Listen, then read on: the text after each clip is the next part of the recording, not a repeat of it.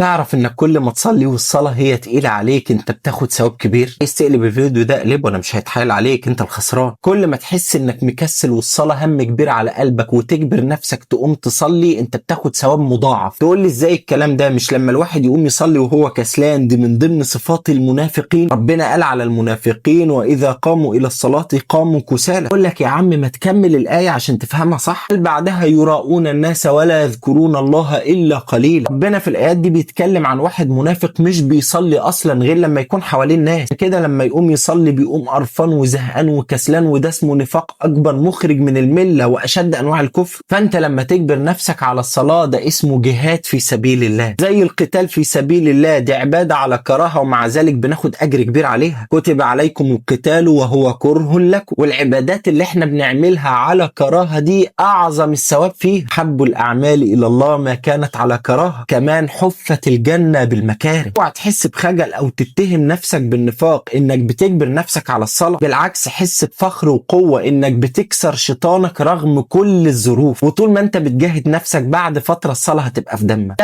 لو فادك الفيديو ده ما توقفوش عندك. أنا هبدأ الصلاة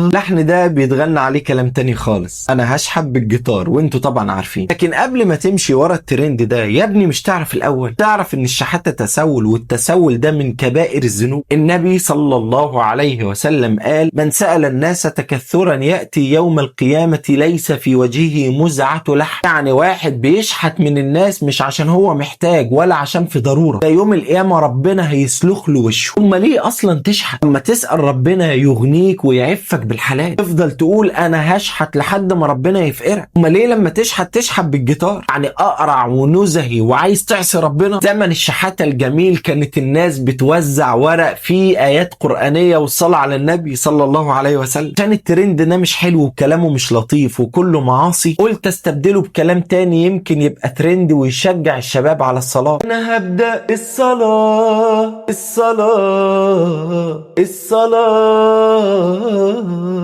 يلا بقى ساعدوا الترند الجديد ده إنه ينتشر.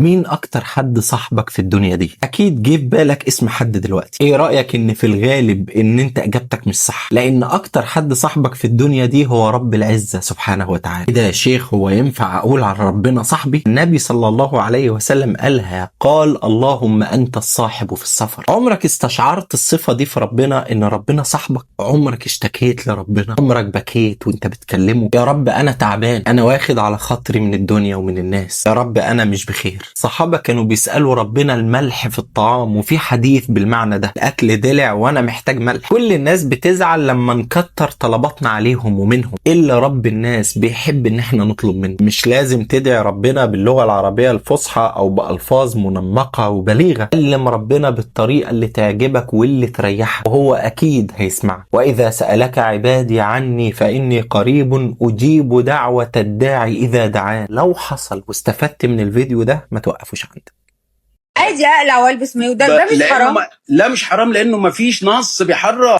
انا زهقت، فبفكر ابطل اعمل محتوى ديني وابتدي افتح مشروع ابيع غزل بنات وابقى مدرب باليه. يا جماعه ادرب باليه؟ ما هو لو انا فضلت ارد على فيديوهات زي كده هتجلط وانا صاحب عيال. بيقول لك مفيش نص بيحرم على الست تلبس بكيني. حضرتك اكيد ما كنتش بتدور في القران، راجع نفسك كده، اكيد كنت بتدور في روايات الرجل المستحيل. يعني لما ربنا حرم على الست التبرج في سوره الاحزاب ده كان ايه؟ ولما ربنا قال وليضربن بخمورهن على جيوبهن ده كان ايه؟ المشكله كمان اللي انا مش هقدر اقول له اترضاه لامك لان هو هيقول لي ارضاه، واحنا قاعدين نتخانق معاكي تلبسي النقاب فرض ولا سنه وده داخل ازيك يا بنتي البسي بيكيني.